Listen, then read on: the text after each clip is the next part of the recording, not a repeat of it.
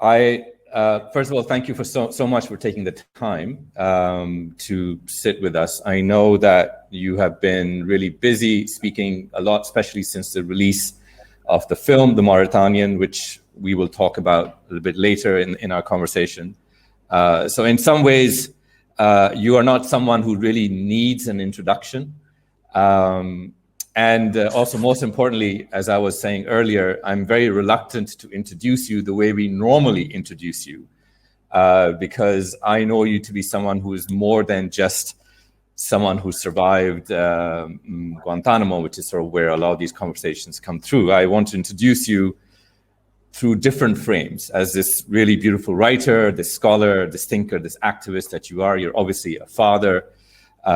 You are a son. And for me, these are the things about you that I think I at least remain very much front and center to me when I hear you speak, when I read your works. I'm very excited to read your new book, which we will also talk about at some point in this conversation. But we are obviously speaking to you today because we're doing these series of discussions with Cage in the UK. We are now in the 20th year of this so-called war on terror, which continues to affect so many lives and continues to affect and again your life as well still. And I wanted to talk a lot about that.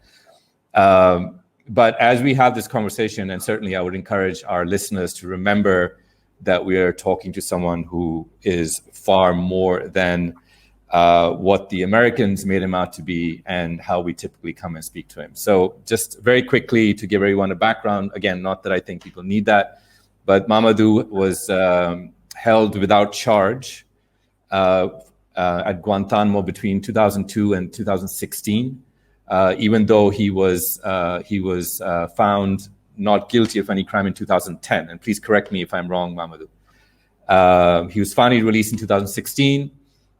He arrived back in Mauritania in 2016, returned back home, which is where he's from, and wrote this incredible book called Guantanamo Diaries, which I think the last time I counted, Mohamedou, has been translated into 26 languages. Is that still correct?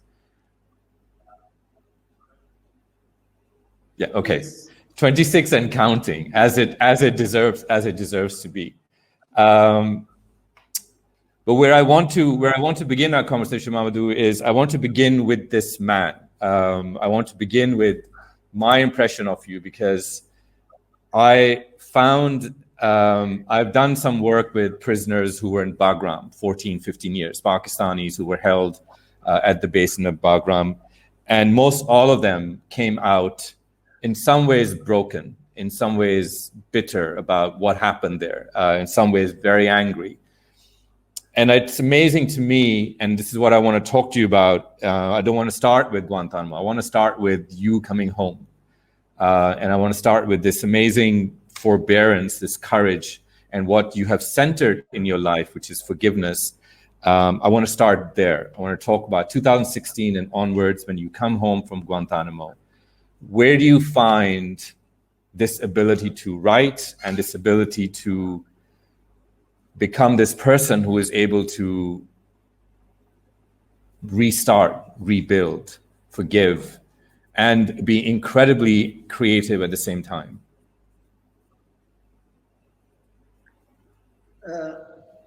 First, assalamu alaikum to you all, and good day to everyone who doesn't understand the salam, and Ramadan Kareem to those who fast and to those who don't fast. Thank you for attending, and thank you, Asim, for inviting me to this beautiful event. I don't know where to start, but I can tell you that just technically, so I wrote the book when I was in prison, and the book was published while I was in prison. In the United States of America, we know that by now, that by 2005, they already know conclusively that I was not involved in any so-called hostile acts against the United States of America. We know that because my former military prosecutor, Mo Davis, concluded after sitting with the CIA, FBI, military intelligence, and I don't know other agencies, they all concluded that I was not engaged. Yet, 10 years on, more than 11 years on, they coldly held me in prison. I say, that after my release, like we said, the first thing that was so important to me, so central to me, is to forgive everyone and call for reconciliation and call for peace and cohabitation. It would be very hypocritical of me if I call for human rights, respect, and human rights respect, especially in my part of the world, that is the Africa and the greater Middle East, because those are the places where most human rights violations take place, at least to my knowledge. And I want to sacrifice something, and I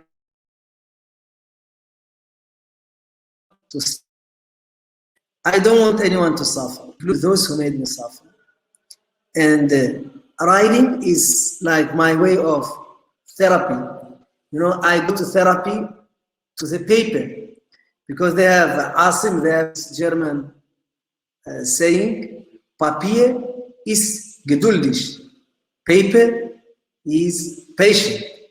Because when you sit down and start writing, the paper will not complain. And the paper will listen to everything you have to say. It doesn't matter how long, it doesn't matter. And you can stop and resume at any time you want. And also writing is to reach people. And when I tell my story, I tell the story of Mohammed Gul. Because Mohammed Gul died in the cold room that I described in my book, and that is described in the movie, the Mauritanian. He died, he succumbed to his death. And I was reminded of my discussion with Lieutenant Turanika when she put me in the cold room. I was telling her, I'm dying. She said, no, we have doctors, everything. I said, you don't know how much I can take. And little did I know that at another part of the world, Mohammed Gul did not make it, he died. When I talk and share my painful story, I don't enjoy talking about sexual assault and beating. I also tell the story of Dali War. Dali War is a taxi driver who shared with me at some point in the same prison. I don't know whether we were at the same time. He was beaten to death. Those are not theories. Those are facts,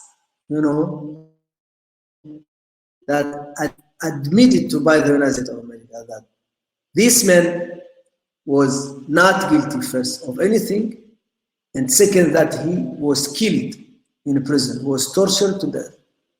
And this simply need to stop. We need to look forward, and we need to look inward, because Asim, the cold truth about this whole thing, that the biggest culprit in this so-called war on terror, this war on human rights, and war on the rule of law, the biggest culprits are Islamic and Arabic countries, because they are the one who handed over their citizens.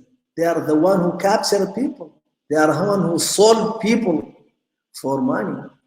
And if we don't start at home and do some cleaning up, we will not make it, because at the end of the day, Asim, we want to enjoy the same right as you enjoy as American person, as a person from the UK enjoy, as the European people enjoy. We are no less human than they are, and we shouldn't be. And we respect that, and we love that they have those rights, and we want them to improve on them. But we want also the same rights in Mauritania. You spent 16 years at Guantanamo. So I want to build on that point you really just made, which is exactly the point, exactly the issue here in Pakistan, that we sold our citizens to the US to appease the US. But you are not a free man, are you, Mohamedou? You have since come back to Mauritania. Do you think you are a free man?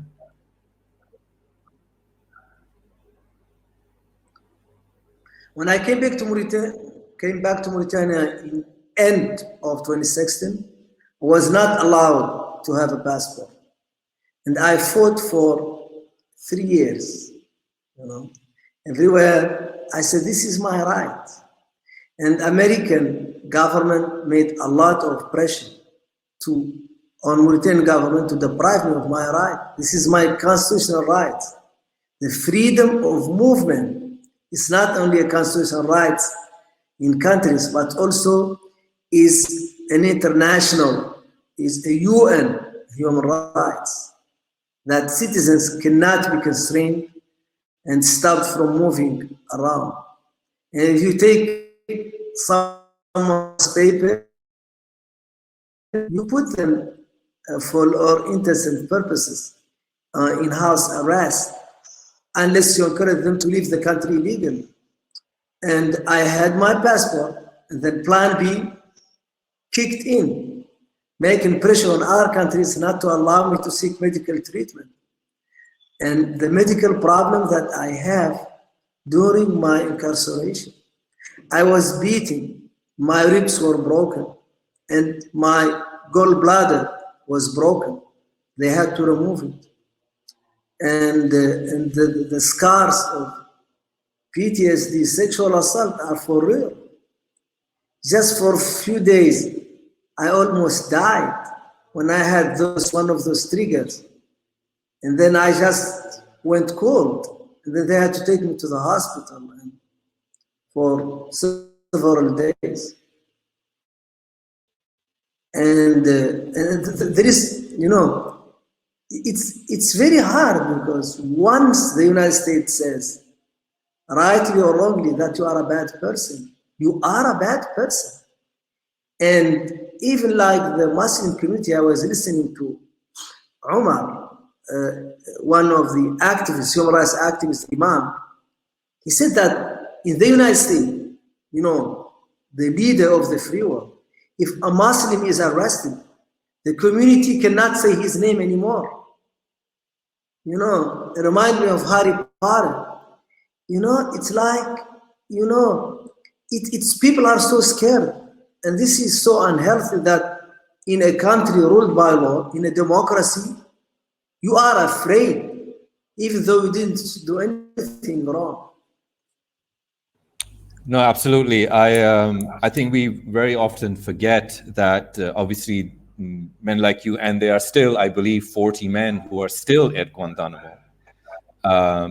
When people like you are being picked up on false assumptions and false charges, there were many Americans, Muslims in America, who are being entrapped in faked terror cases and who are also still very much in prison. And they are still languishing in prison. And even though many have now been found to have been entrapped, they're still in prison. So it's this stigma, which of course begins with the Americans, but then we continue. The Pakistanis who came out from Bagram, and all of them were released. Many couldn't come back to their families. Many were rejected by their own families. They were not welcome home because the families got scared that this son coming home is always going to be seen as a terrorist. And that stigma and the fear of the state was such that they, in some ways, let go of their own children. So the scars and the sort of continue well past the end of the ordeal, but there's a whole different ordeal that stays with you. But I want to talk to you a little bit about your return. I want to talk to you a little bit about when you came back to Mauritania. How difficult was it for you after 16 years to work, and what challenges did you face to restart your life?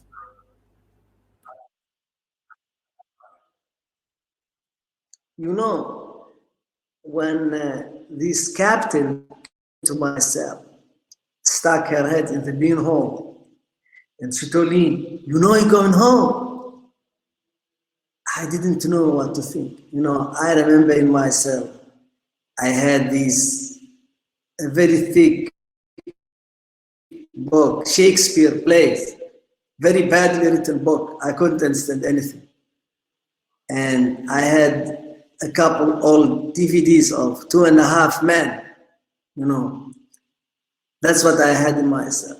And I had the photos of my family. And the photos of my family, I forgot the faces.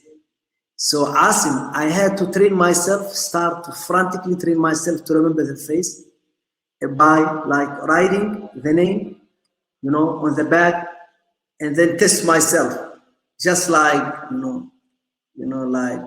quiz cards. And this is like someone telling you going to Mars, because I don't know anything. And when I came back to Mauritania, I hope people watch the movie, because at some point you will see, like, as I arrived, you see in my face, I was very confused. And the first night, I remember the first night, it was the first time that I could take my own medication and open the bottle and take, and know this is the medication I'm supposed to take. Because up to that point, I'm taking a pill through a bean hole. That's your pill, you take that. And I wanted to be awake 24/7. I didn't want to sleep because I want to catch up on life. And then they gave me my family gave me a smartphone. And it's like, you know, I understand how to use a computer, because smartphone is a small computer with a Linux program. That's it, you know? And you know what I was looking for? I was looking for the song in the movie guard we're talking about, because it's like, that's my life, you know? And I kept like, I didn't know day and night, you know, I was in this like twilight zone kind of. And it was very hard, it was very hard. It was very hard to deal with people, because when in a room with more than 2 people, I get like overwhelmed. I don't want people around me, because like you said, like I spent 15 years between Guantanamo Bay and the secret prison, and 5 years in all in house arrest. So 20 years of my life, you know, was wasted in this way. And I'm still like struggling. I'm still trying to find a job. I'm trying to contact organizations and so to work with them like you and so. But always my name pops up, and then you were in Guantanamo Bay, and the logical conclusion to them, you must have been a bad person, because if the US says you're a bad person, you are a bad person, you know. Yeah, and I hope that people will understand why it was that I didn't want to introduce you through Guantanamo Bay. I think it does an incredible disservice to who you are. I also want to ask you, Mohamedou, I mean, you mentioned the Mauritanian. We'll talk a little bit more about this film, which I think everybody should see. It's absolutely beautiful. And but for me, having seen it, and again, some of the scenes I think that were the most compelling were the ones around your mother. And I also remember you talking about your father. And I want to believe that the man who went into Guantanamo and the man who came out of Guantanamo wasn't that different than the man that this mother and this father raised, especially the man who has forgiven and has so much courage. So I don't know, maybe you can tell us a little bit about your parents, because I just very much feel, and I know that you're exploring these things through your writings, but to be who you are, because I've seen many people who are not who you are, who are angry and refuse to, overcome the turmoil. The man who you are, obviously, we have to be grateful to your parents for that. I'm preaching to the choir here because I love to preach to the choir, because Asim are involved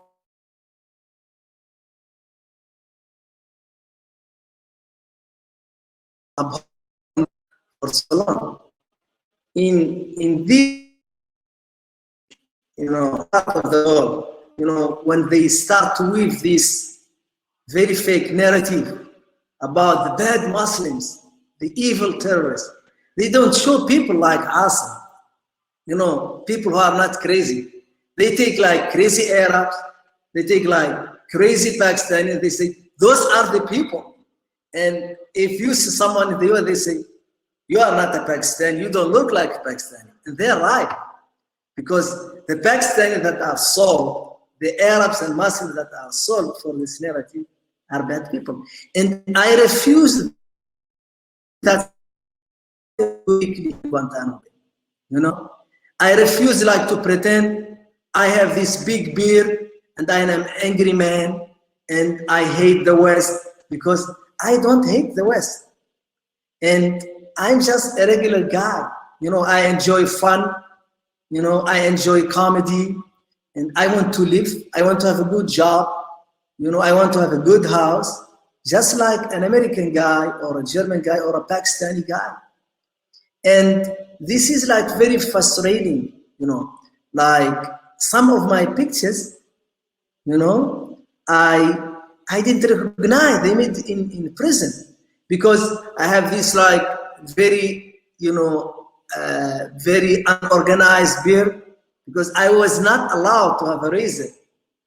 And I was forced to take this picture because it's part of the narrative, it's part of the movie they were making about this. And I refuse that. And to this day, I refuse it. I say, I'm welcoming for other culture, because people who defended me didn't care.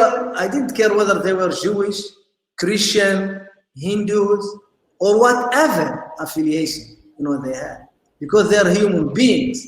They're good human beings. They're the definition of what I understand under a Muslim person, because a Muslim person, at the end of the day, is someone who is good, someone who has faith, someone who helps others, someone who gives out.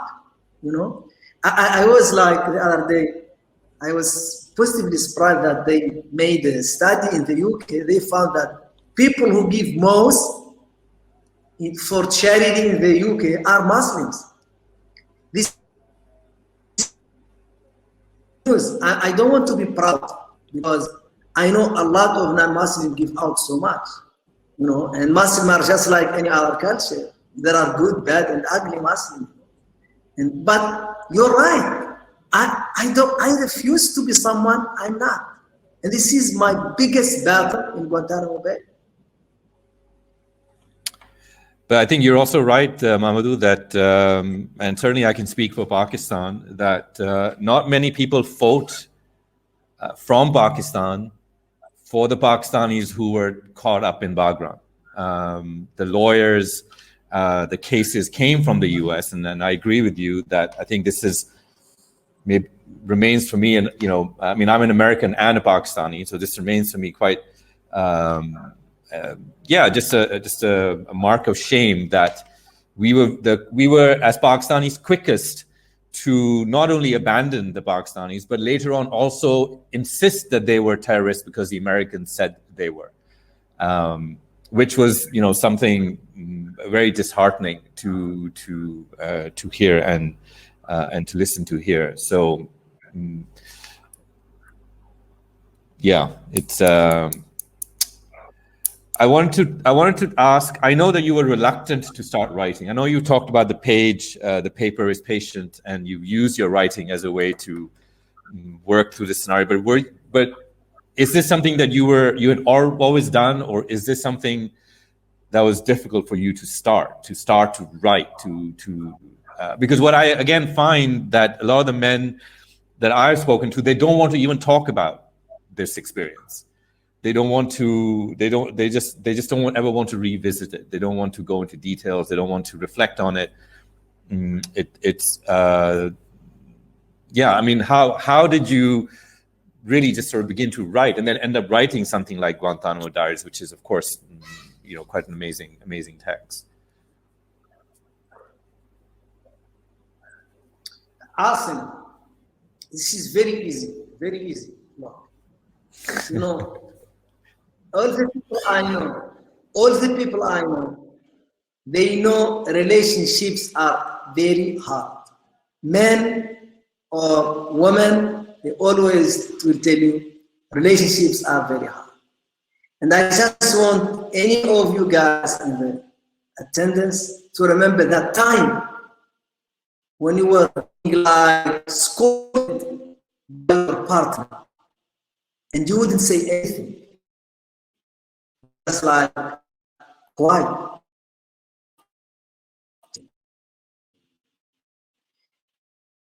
And it's overwhelming because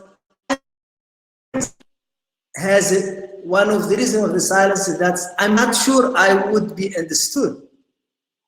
And I'm not sure where to start.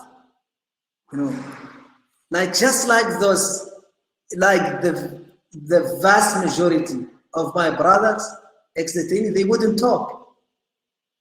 And there are many reasons. Would they be understood? Number one. Two, would they be safe if they talk? Because there is this constant threat. If you talk, we can take you again. If you talk, we will not give you back your papers. You cannot be a citizen again. And I did refuse this because I just didn't want it, because I want my people to be free, And I mean, you're right. This is shame on Muslims and shame on Arabs to violate human rights of their own citizens when their obligation first and foremost is to protect the rights of the citizen. Americans said they will protect the rights of American citizens. I'm not sure they did, actually. But at least, they didn't do like my country or like Pakistan, handing over their own citizens. That's like beyond fair. But, we need to understand, Asim, that this is what happened if there is no check and balances, This will happen automatically because,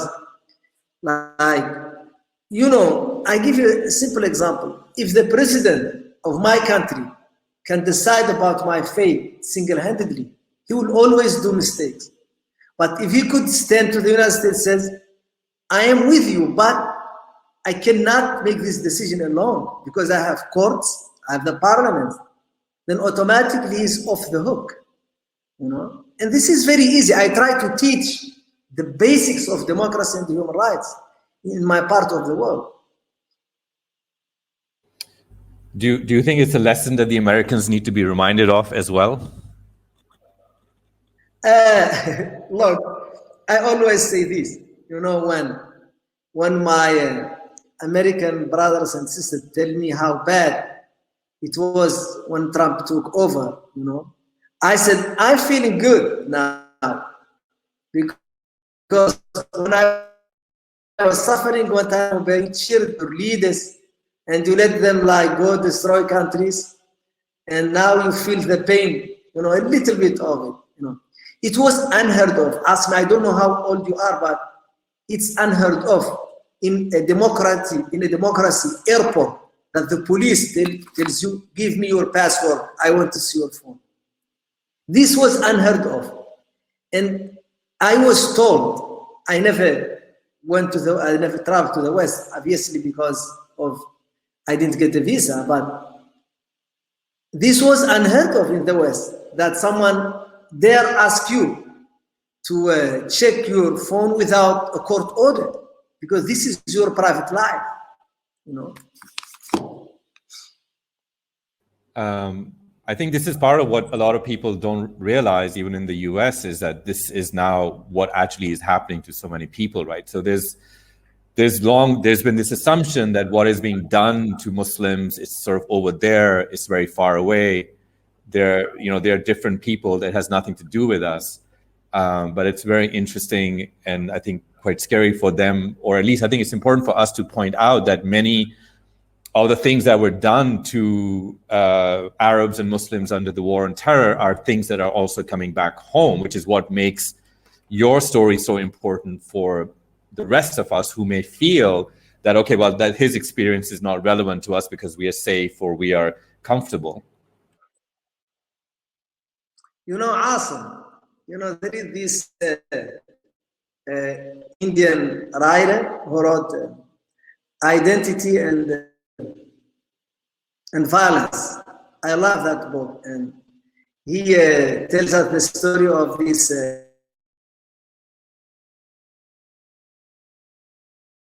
recruit. He went to one of the farmers, and he went recruiting for the fascist party.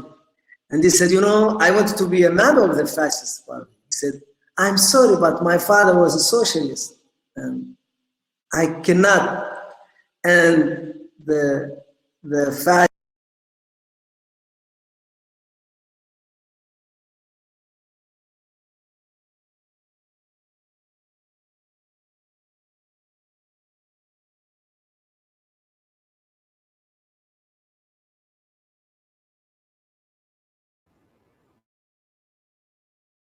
I'm just going to wait for Mohamedou to reconnect. He seems to have dropped his wireless again.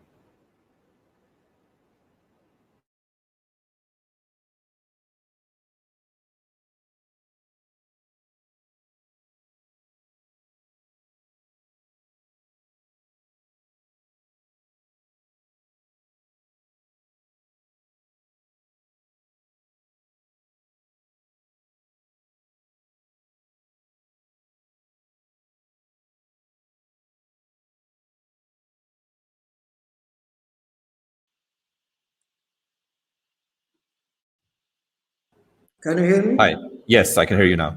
Sorry, you were talking about the author of Identity and Violence. Yeah, and he tells this story of this fascist recruiter. He went to this farmer asking him to join the party. Farmer says, but my father is socialist. I cannot. And then recruiter looked at him and said, are you stupid? What if your father was a murderer? He said, then I would join the fascist party. And so this is like when the United States of America said they will give only people from the US are deserving of human rights, and anybody else is not deserving. That fascism, and fascism start with the other, but it will go also to hurt the people it promised to protect, because human rights are for all humans, whether they're Muslims, Hindus, Christian, or whatever affiliation. That's the best humanity could come up with. And I don't see any conflict between this and my belief. La ikraha fi din. There is no, how would you say? There is no,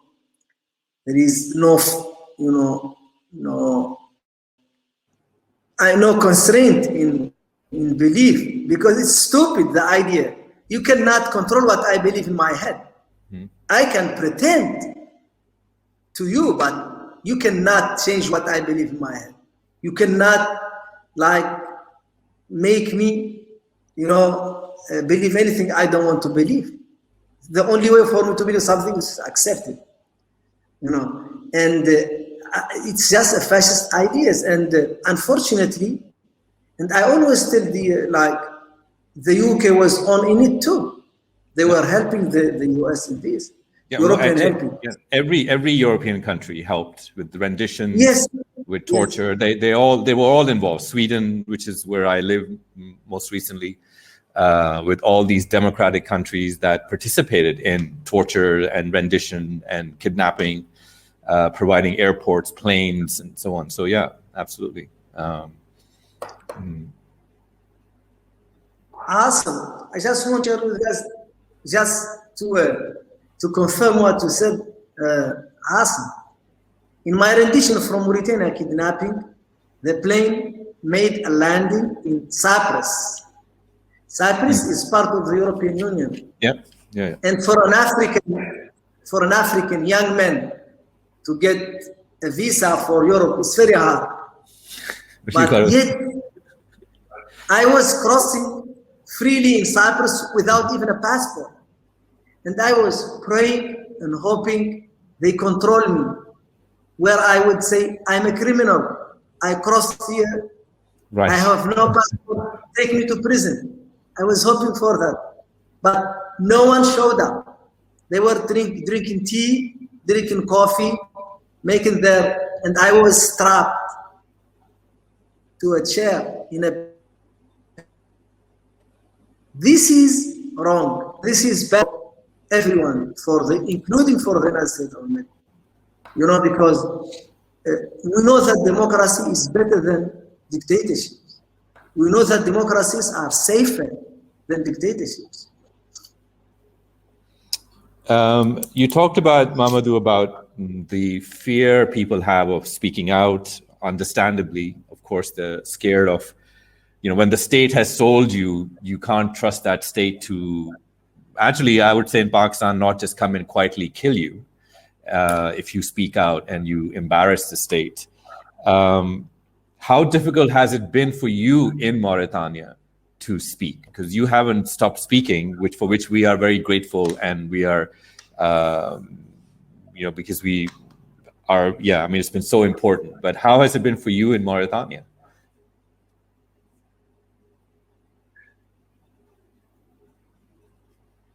There were like two steps. The former regimes tried to intimidate me and to stop talking and stop asking.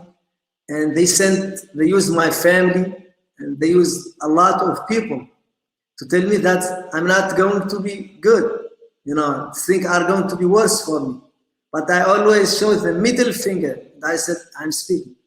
The new government, the first thing that the new president did was giving me back my passport. He called me and he apologized to me, for this.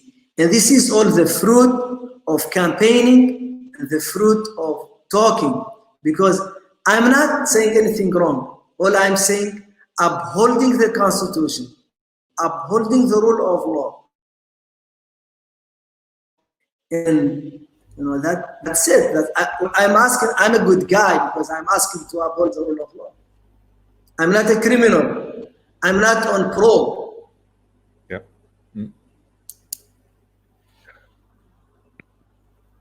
The ironic thing, actually, Asim, I need you to correct me, please. In the United States of America, first, I want to make one point. I do not agree with the term terrorism as a crime.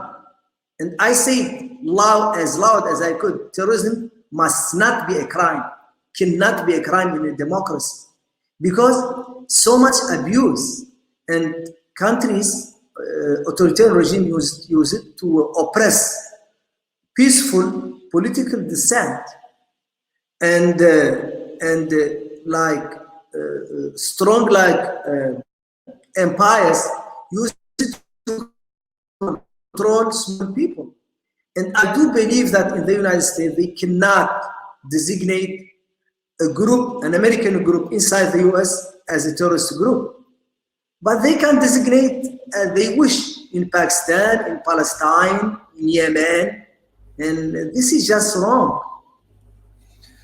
No, absolutely. And I think, in fact, what has now come to the fore is that the Americans are trying to designate domestic American groups as terrorism as well. So this is another example of this language which is designed to dehumanize and delegitimize now being used against American political groups to basically try and shut them down and so on. So yeah, absolutely. And again, I think this is another excellent example of how if you tolerate injustice against others, you should be ready for that injustice to come right back at you, because at some point the same kind of language is just going to be reversed. There's no escaping it. And obviously, Mohamedou, given that you have been campaigning, you have been writing, your book has been an international bestseller. I'm sure that also created a lot of pressure on the Mauritanian government to behave itself with you, because you are not someone who was quietly prepared to go away. I don't want to spend too much time talking about the film because I want to talk about you, but I want you to talk a little bit about the Mauritanian in terms of why and how you agreed to be a part of this project, and what do you think the film contributes to your ongoing campaign, as you have said that you are an activist and you're on a mission. How do you see the film contributing and being part of that mission? I mean,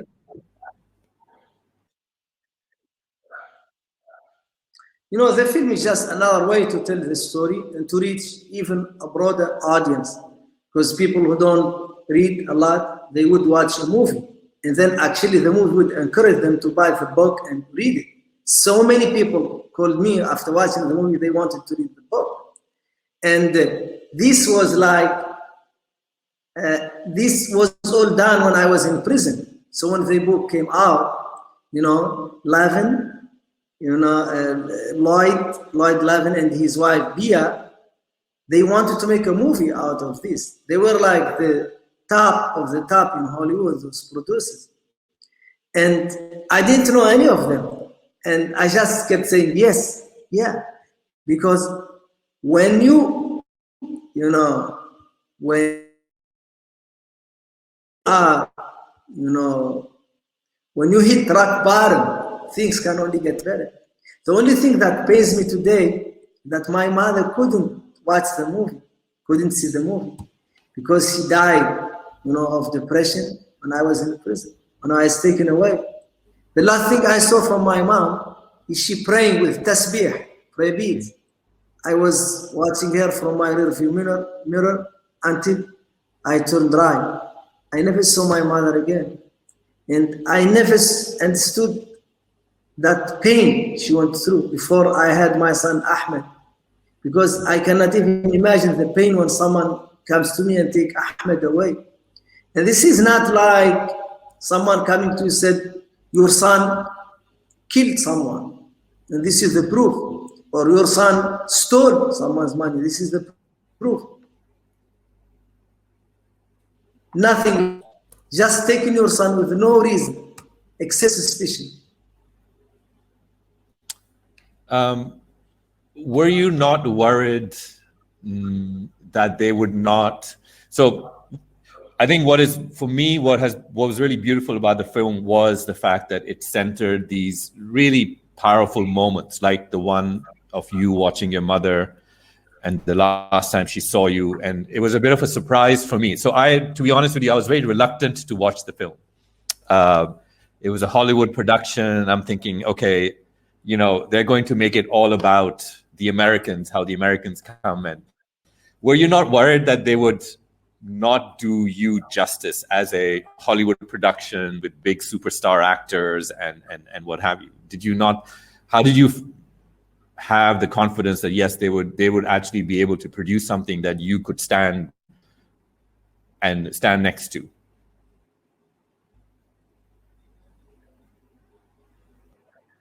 Awesome. I'm not a negative person, and the worst thing that could happen is just to be another, you know, a Hollywood movie about an Arab guy. So they have a lot of them. And then the best thing that could be done is to improve on this like fake, you know, distorted image of like Muslims and Arabs. and we achieved that. Yeah. We have a very good team, and to be honest with Asim, I'm a very easygoing guy. I never interfere. I never told them what to do or not what to do, but they only ask me, and I honestly answer their questions. And when they the prayer, the culture, and actually the person who did that adhan in the movie, when someone who read the adhan, that was one, and they liked it. And I mean, they didn't have any frame of reference, but it was good. And I kept telling them, that's my pitch to Hollywood. The next time they need someone to make adhan, they just need to call me. And we need to, Asim, we need to go out there and speak to people. It's not okay for us always to be spoken, for, because we need to say, that's who we are. We are peaceful people. We love life. We love people, and do want to cooperate and do want to be developed. I want my country to be as successful as the United States of America. I don't want them to invade any country. I don't want them to hurt anyone, but I just want them to achieve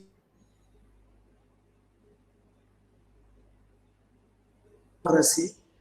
And I have no, I hold no grudge against anyone. And we need to also be in Hollywood and say our message ourselves. Yeah, no, absolutely. And I think you are, it's quite amazing, not just that they decided to make a film based on your book, but I think, when I eventually saw the film, I was really taken aback. I was really impressed. I think it's just beautifully produced. And I think it's the first example of a movie made in the West where the Arab Muslim man is front and center. And it never sort of veers away from your story. So I think that in that sense, it's an incredible way to speak to the world. And I think I was definitely surprised. Let me just say that. And I've been recommending it to people, everywhere. I want to talk about Mohamedou, but you're now speaking in a new way. Right? I want to talk about this new book. And if I may be so bold, I want to imagine that it is a book that's coming out of your family stories and your father, and a life that is in many ways much more intimate to you. And I believe it's a novel, right? It's called the Actual True Story of Ahmed and Zarga. Could you talk to me about, could you talk to us about this book? Where did this come from? And I'm actually very excited to read it because I know I've heard your stories about your father, and I was reading the excerpt of the book, and I see traces. Maybe you can talk to us a little bit about this new work. So this was all the credit goes to my brother, and he told me in prison he wasn't allowed to talk to me, but he told my lawyer that I need to write some fiction, and then I was thinking about certain things, and I started writing stuff, and I wrote this Ahmed and Zarga in prison, but all my manuscripts were taken away from me. I wasn't allowed to take any of them. Then I took it upon myself to recreate everything, again. And I just started, my lawyers succeeded in getting me some of the manuscripts, not all, a chunk.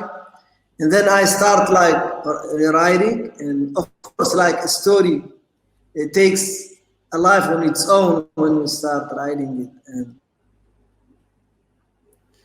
And it's like this story that was based on the very local, on the Bedouin life, a Bedouin who lost his camel, and he went on a very perilous journey to bring the camel back.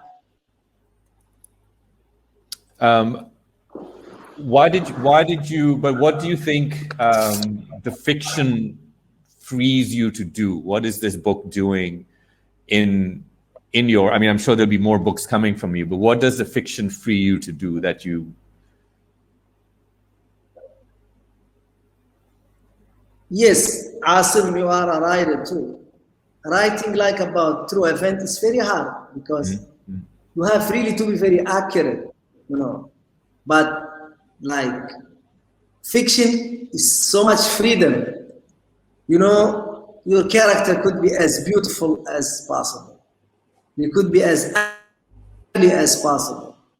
They could go anywhere, and they could stay anywhere. They could fly. They could, you know, walk. They could run. You know, they could have like superpower. There is no limit to it. Right. It's total freedom. So what are The your crazier the better. so what are your influences for this novel, for this book? My influence is my dad, the life of my dad. I saw him, how much he loved camels, how much he took care of them. And every camel has individual name and individual trait. And he deal with each camel differently, just like he dealt with human beings. I remember, I believe I heard you talking about a story about your father the first time he rode in a car.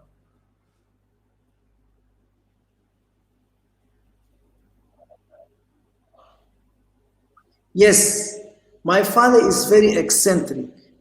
He never rode a car, you know. And one time, you know, my cousin was driving, you know, a car, and he came, he said, come, you can try it. And then my father went inside, and after I don't know how many meters, he said, stop, stop. And then he stopped, he left, he never rode again in a car, never.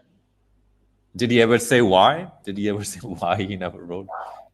It's disorientating to him, and like makes his head like lose the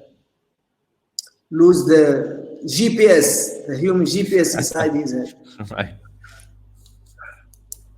All right. Are you able to travel now, Mohamedou? Are you able to leave Mauritania? Are you able to speak outside of the country? Yes, I only need a visa, and the only country so far who allowed me in is like Senegal, because I don't need a visa, or South Africa because of the movie. They invited me, and I had no problem getting my visa. Okay, but everyone else, you are still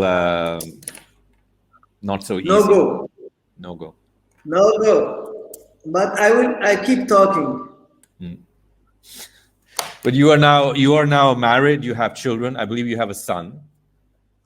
I have a son. My wife is American. She's a lawyer. And my son is American too. Ironically, I cannot go and see them in the US. So they're not with you in Mauritania. They're in the US. No, they come to me on vacation. Right. Yes, they live actually in Germany, but they cannot invite me to family events, family reunion in the US, anywhere. And these start to sound like authoritarian regimes. Yeah.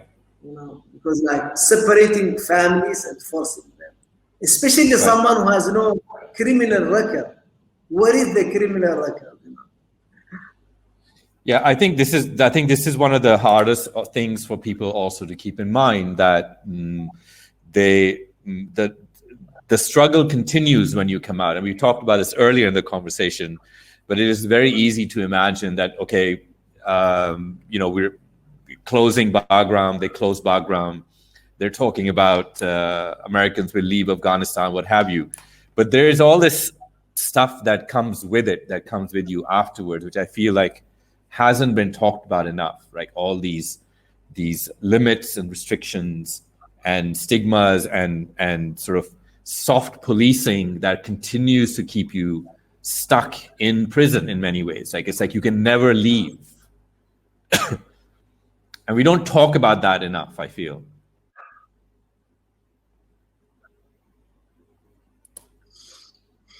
Absolutely. I mean, because one of the reasons is what you said, the main source are afraid and intimidated. They just want to forget and like pick up the pieces and resume their life. Okay. Mohamedou, I've taken nearly an hour of your time. Is there, I know that you are, I want to give you an opportunity to talk about something that you feel I haven't asked you. I know that you are speaking everywhere and every opportunity you get. Is there something that you want to say to our audience now and others who will listen to you when we put up this recording? Is it something that you feel we should be aware of from your experience that we should take with us, recognizing what is the kinds of things that are happening around us right now? Absolutely. I want to say that democracy works. Dictatorship do not work.